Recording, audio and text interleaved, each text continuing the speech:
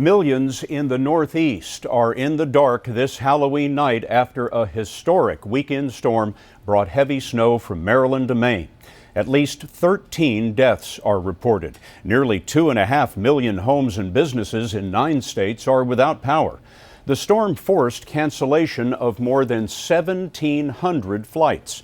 And passengers on at least 4 jetliners say that they were held essentially captive on the tarmac for 7 hours and more.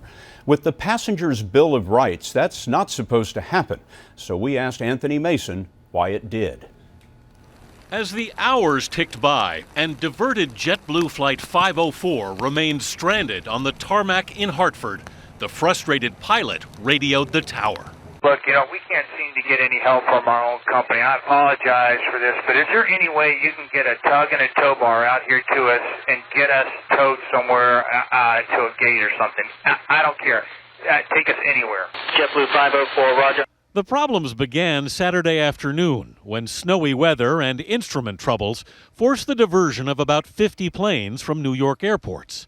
23 of them, with 1,700 passengers aboard, landed at the relatively small Hartford airport. JetBlue 504, with 129 passengers aboard, was among 4 jets stuck on the Hartford tarmac for 7 hours or more. And as toilets stopped operating, tension started rising. I have a paraplegic on board that needs to come off. I have a diabetic on here that's got an issue. I just got to get some help. The paraplegic was 32-year-old Jimmy Brown, paralyzed from the waist down. Behind us, there was almost a fight.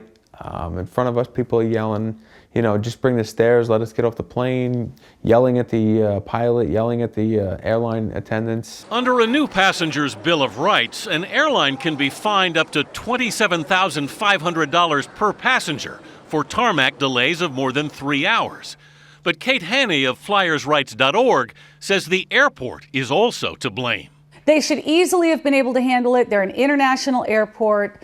All of their excuses are because they sent employees and customs home early. The last man off Flight 504 agrees. I don't see why they couldn't use the stairs at 4 o'clock, 5 o'clock, 6 o'clock.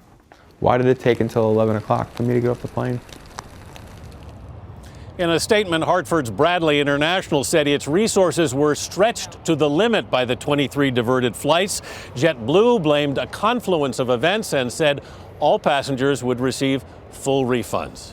Anthony, let me ask you the question we've been asking in the newsroom all day. Why didn't they just roll some stairs up to these planes and get the people off? That's the great unanswered question, Scott. A spokesman at Hartford would not answer it. They are investigating the incident, as is the Department of Transportation. But Kate Haney at FlyersRights.org pointed out that the airport managed to get ambulances and police cars out to some of those planes, so why no stairs? Well, that begs the question, can the airport be fined under the Passenger Bill of Rights? Well, that's interesting. The Bill of Rights excludes the airports. They managed to get themselves written out of that case. They are not subject to the $27,500 fine per passenger, and some passenger rights advocates are saying now they should be. Anthony, thank you very much. This story got us wondering just how many flights have violated that 3-hour delay rule since the rule took effect. Our research department dug into it and tells us that in the 16 months before the rule, there were 977 such delays. But in the same length of time after the rule was passed, there have been 54.